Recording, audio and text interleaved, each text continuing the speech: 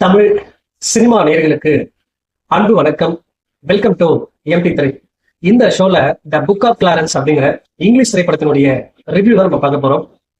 இந்த படம் வந்து பாத்தீங்கன்னா நெட்ஃபிளிக்ஸ் ஓடிடில தமிழ் டப்பிங்கோட அவைலபிளா இருக்கு.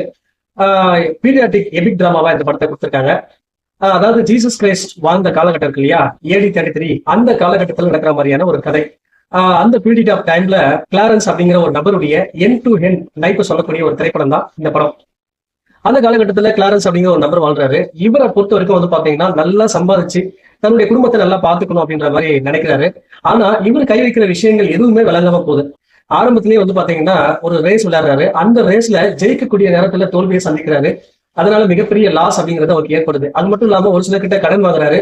அந்த கடனையும் திருப்பி கொடுக்க முடியாத ஒரு சூழ்நிலை அப்படிங்கிறது ஏற்படுது. இதனால என்னடா பண்றது அப்படின்ற மாதிரி யோசிக்கிறாரு. அந்த டைம்ல தான் நம்ம ஏன் மேசையாவா மாறக்கூடாது அப்படின்ற மாதிரி யோசிக்கிறாரு.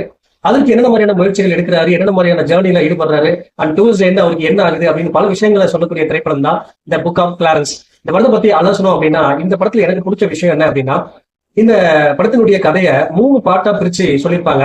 அதுல ஒவ்வொரு பார்ட்லயும் ஒரு பேஸ் ஆஃப் லைஃபை பத்தி சொல்லியிருப்பாங்க. அதுல எனக்கு பிடிச்சது வந்து பாத்தீங்கன்னா அந்த மிடில் பார்ட்ல அந்த எப்படி இவர் வந்து மேசையாவா மாறுறாரு அப்படிங்கிற அந்த ஜேர்னியை சொல்லியிருப்பாங்க. சோ அது ரொம்ப இன்ட்ரெஸ்டிங்கா இருந்துச்சு, ரொம்ப என்டர்டைன்மெண்டா இருந்துச்சு. அதே போல ஒரு சீன்ல அடிமையை மீட்டெடுக்கிற சீன்ல ஒரு சண்டை காட்சி வரும். அது ரொம்ப அற்புதமா எடுத்திருந்தாங்க.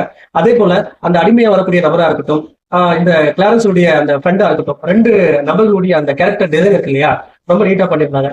அதே போல மேக்கிங் வைஸ் பாத்தீங்க அப்படின்னா, இந்த ஆரம்பத்துல வரக்கூடிய அந்த ரேஸ் சீன் ஆகட்டும், அண்ட் டூரிஸ்ட் அந்த கல்வாரி சிலுவையில் அடிக்கக்கூடிய அந்த காட்சிகளா இருக்கட்டும், ரொம்பவே மேக்கிங் வைஸ் ரொம்ப நீட்டா பண்ணியிருந்தாங்க. அதே போல டூரிஸ்ட் அந்த கிளைமேக்ஸ் ரொம்ப எமோஷனலா முடிச்சிருப்பாங்க. அதுவுமே பார்க்க ரொம்ப நல்லா இருந்துச்சு. ஓவராலா வந்து பாத்தீங்கன்னா ஒரு டீசென்டான எபிக் டிராமாவா கொடுத்திருப்பாங்க. ஆனா எனக்கு இந்த படத்துல எனக்கு பிரச்சனையாப்பட்ட விஷயங்கள் 2. அதுல ஒண்ணு வந்து பாத்தீங்கன்னா ஓவராலா இந்த படத்தை பார்த்து பிடிக்கும் போது அடிஷனலா தேவையில்லாம சில காட்சிகளை கொண்டு வந்து சொருகின மாதிரி இருந்துச்சு. அதே போல ஒரு அன்ஆர்கனைஸ்டு ஒரு மூவி பார்த்த மாதிரியான ஒரு ஃபீல். அடுத்ததான் வந்து பாத்தீங்கன்னா அந்த பேஸ் இஷ்யூ, அதாவது ஃபர்ஸ்ட் பார்ட்ல இன்னும் கொஞ்சம் பேச நல்லா கொடுத்துருக்கலாம் அப்படின்ற மாதிரி எனக்கு தோணுச்சு. மற்றபடி வந்து பாத்தீங்கன்னா ஒரு டீசென்டான ஒரு எபிக் டிராமா. அடல்ட் கண்டென்ட் பொறுத்த வரைக்கும் ஒரு லிப் லாக் சீன்ஸ் இருக்கும். மற்றபடி வந்து பாத்தீங்கன்னா தாராளமா பார்க்கலாம். இந்த படத்துக்கு நான் கொடுக்குற ரேட்டிங் 5/3. அடுத்த மாசத்துல சந்திக்கிறேன். நன்றி, வணக்கம்.